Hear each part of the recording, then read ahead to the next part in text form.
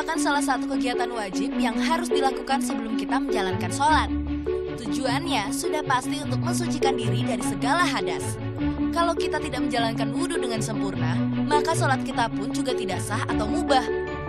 Seperti yang sudah disampaikan dalam hadis Nabi Muhammad SAW yang berbunyi, tidak diterima sholat yang dilakukan tanpa wudhu, dan tidak diterima sodakoh yang berasal dari harta yang didapat secara tidak halal.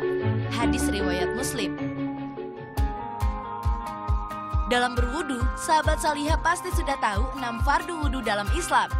Ya, 6 fardu wudunya adalah membaca niat wudu ketika membasuh muka, membasuh sebagian rambut kepala, membasuh 2 belah kaki sampai mata kaki, dan terakhir tertib. Seperti yang disebutkan dalam surat Al-Maidah ayat 6 yang berbunyi, apabila kamu hendak mengerjakan sholat, maka basuhlah mukamu dan tanganmu sampai dengan siku, dan sapulah kepalamu dan basuh kakimu sampai dengan kedua mata kaki. Tapi terkadang ada sedikit kendala untuk para muslimah yang ingin berwudu, apalagi kalau sedang berada di tempat umum. Memang salah satu fardu wudu adalah membasuh rambut kepala, tetapi hal ini dikhawatirkan auratnya akan terlihat oleh orang lain yang bukan mahramnya. Karena anggota wudu sebagian besar ada aurat, kecuali wajah dan telapak tangan. Lalu bagaimana ya cara berwudu untuk muslimah yang menggunakan hijab jika sedang berada di luar rumah? Apakah dengan mengusap kerudung itu sah? Apakah berwudu menggunakan kerudung itu sah gitu ya? Itu sah-sah saja, terutama jika memang tempat berwudu tersebut tidak tertutup. Yang memungkinkan kalau si perempuan ini membuka kerudung akan membuat auratnya terlihat. Lalu caranya berwudu gimana?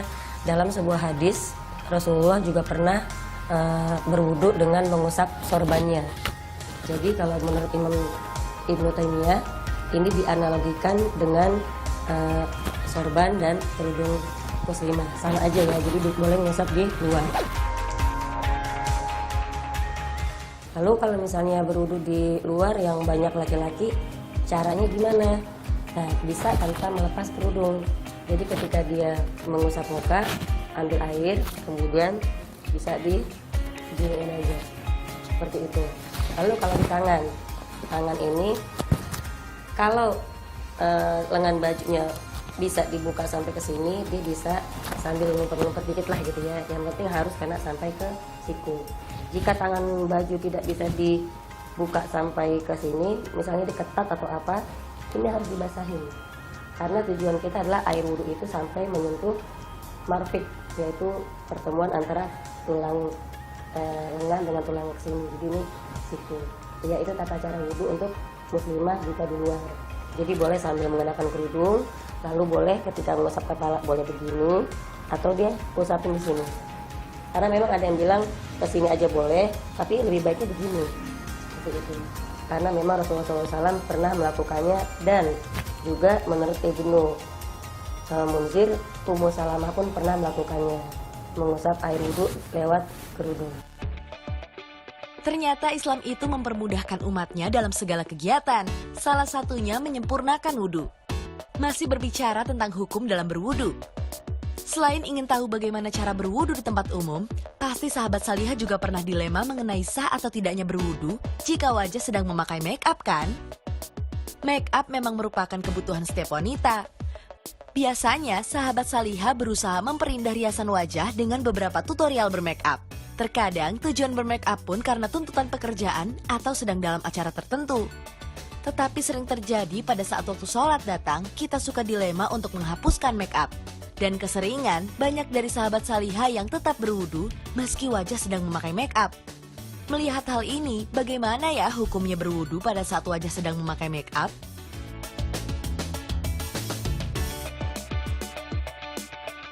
Kalau dia sudah bermake up dan dia berwudu, kalau make upnya tidak waterproof nggak masalah.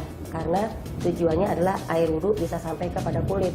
Kalau make upnya itu waterproof, dia harus membersihkan make upnya dulu baru dia berwudu. Nah, jadi mensiasatinya, kalau memang biasa sekarang kan banyak ya makeup yang pakai waterproof gitu. Siasatnya adalah sebelum dia bermakeup wudhu dulu. Kalau dia bisa jaga wudhu sampai berapa waktu itu bisa. Tinggal sholat lagi. Pada intinya, berwudu dengan mengusap bagian kerudung diperbolehkan jika benar-benar dalam keadaan darurat, di mana tidak ada tempat wudu lain yang bisa kita gunakan untuk berwudu dalam keadaan tidak terlihat oleh yang bukan mahram.